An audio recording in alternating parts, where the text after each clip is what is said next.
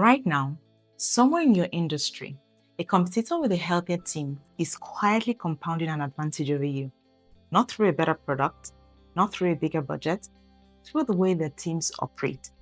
McKinsey's 2024 research across organizations confirmed this, and that gap, invisible today, will be very hard to close in 5 years. The organizations pulling ahead have made specific shifts in how they think about, build, and lead teams, shifts most leaders haven't made yet. Not because they don't care, because nobody showed them what those shifts look like in practice. That's what this video is. Today, using data from McKinsey and Harvard Business School, I'll show you exactly what's changing, what your competitors are doing that you're probably not, and what you need to do differently starting this week. Let's go. Hi, my name is Mary. I've worked with leaders and teams and studied what truly separates high-performing teams from average ones. On this channel, I share practical team-building systems, modern leadership tools, employee retention strategies, and honest insights about how to build a winning team in the real world. If you want a team that becomes your unfair advantage, you're in the right place. Now, when did you last fundamentally change the way you lead your team? The actual way you think about what a team is, how it should operate, and what your role inside it should be. For most leaders, the answer is either a long time ago or I'm not sure.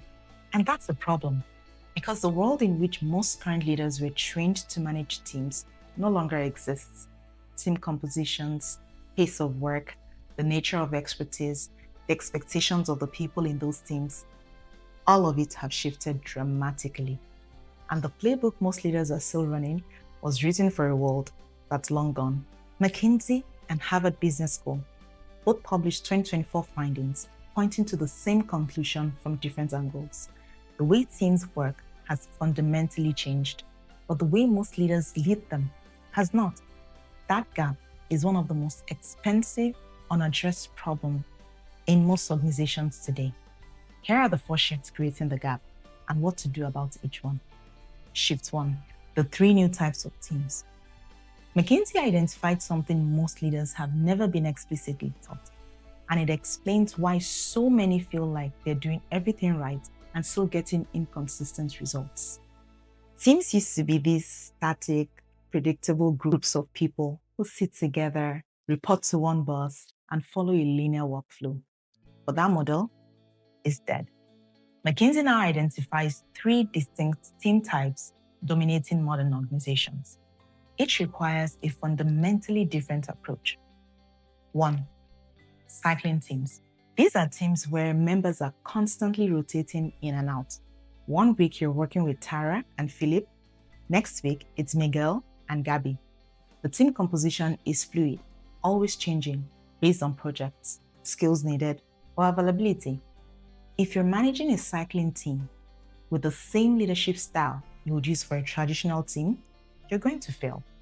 Because cycling teams need leaders who can onboard people fast, create clarity instantly, and let go of the "we've always done it this way" mentality. 2. Relay teams, the most common type in global organizations right now, and the most commonly mismanaged. These teams pass work across teams' time zones, across functions, like relay race, design hands off to development, marketing hands off to sales, New York hands off to Singapore. The work moves around the clock, across functions, often without the full team ever in the same room. The problem? Most managers still think in terms of my team works 9 to 5 in one location. But relay teams never sleep. They need documentation, asynchronous communication, and trust at a level most organizations haven't even thought about yet. If synchronous conversation is your primary communication channel, you're structurally excluding a portion of your team from decisions that affect them. Eventually, you lose that portion of your team. 3. Rowing teams. These are tightly coordinated teams that move in perfect sync.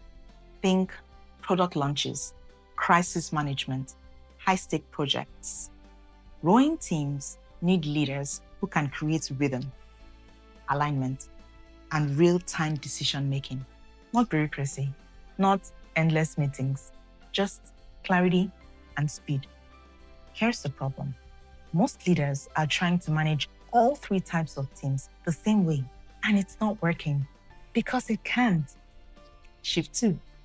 Team health is now the single biggest predictor of organizational success. McKinsey's 2024 research dropped a bomb that most leaders are still ignoring. Organizational health is now the single biggest predictor of organizational success. And of course, the primary unit of organizational health is team health. And McKinsey didn't just say this, they proved it with data across organizations. Here's what they found. Healthy teams create more value. Trust plus communication equals your actual competitive advantage. Teams are now the primary unit of performance in modern organizations, not individuals. Teams. Think about that for a second. Your team's health, how well they trust each other, how clearly they communicate, how psychologically safe they feel, is more important than your strategy. Which means if you're spending 90% of your time on strategy and 10% improving the health of the team executing all of this, you've got it backwards. So, if you're sitting there thinking, my team seems okay, let me ask you this. How psychologically safe are your teams? How readily do they raise issues? How engaged are they? How well do they collaborate? How well do they trust one another? If you can't answer these questions, you're flying blind on one of your most important performance variables. Shift 3, AI. Now let's talk about the elephant in the room. AI. Harvard Business School just published research that's going to change everything about how we think about team skills and expertise. Here's the headline. AI is going to compress learning curves. Let me explain what this means. Remember when it used to take years to become an expert at something? Learn the craft, put in the hours, build the experience? Yeah, that's over. AI is collapsing the time it takes to go from beginner to competent. What used to take 2 years now takes 6 months. What took 6 months now takes 6 weeks. Think about your most senior expert right now, 10 or 12 years in their role, deep institutional knowledge, hard-won judgment, almost irreplaceable on paper. A 27-year-old with strong AI literacy can now replicate a significant portion of that person's technical output in 6 months. Not their judgment, not their contextual wisdom, their technical output. That's not a threat, unless your culture defines that person's value entirely by what they know, rather than what they can do with what they know. This suggests a distinction every leader needs to internalize. Knowledge can be compressed by AI. Judgment cannot. The senior expert who applies knowledge to ambiguous situations, reads the room, anticipates second-order consequences, and makes calls under pressure becomes more valuable in an AI-enabled world. But here's what Harvard found that's even more important. Expertise is shifting from years of experience to speed of adaptation.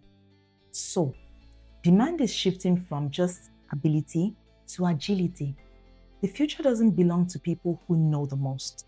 It belongs to people who can learn the fastest. And this changes everything about how you should be building your team. Because if you're still hiring only based on years of experience and proven track record, you're hiring for the past, not the future. What you actually need are people who can also adapt, who can learn, who can unlearn, and who can relearn, who aren't threatened by change, but are excited to leverage it. And if you're a leader who isn't learning how to use AI yourself, your team can feel it, and they're starting to wonder if you're going to be able to lead them into this new world. Shift 4. Leadership is being reinvented. McKinsey's organizational health research identifies the hardest shift because it requires letting go of something that has defined most leaders' identity for their entire career. The shift from directive to adaptive leadership. Translation: the boss who tells everyone what to do model is long gone and is being replaced by something completely different. leaders who create environments where teams thrive. Old leadership was about control. You made the decisions, you had the answers, your team simply executed. New leadership is about creating the conditions where your team can make the best decisions without you involved every step of the way. And look, I get it. That's scary for a lot of leaders because it feels like you're giving up control. It feels like you're becoming less important. But here's the truth. You're not becoming less important. You're becoming differently important. Instead of being the bottleneck, the person every decision has to go through, you become the architect. You design the system. You build the culture.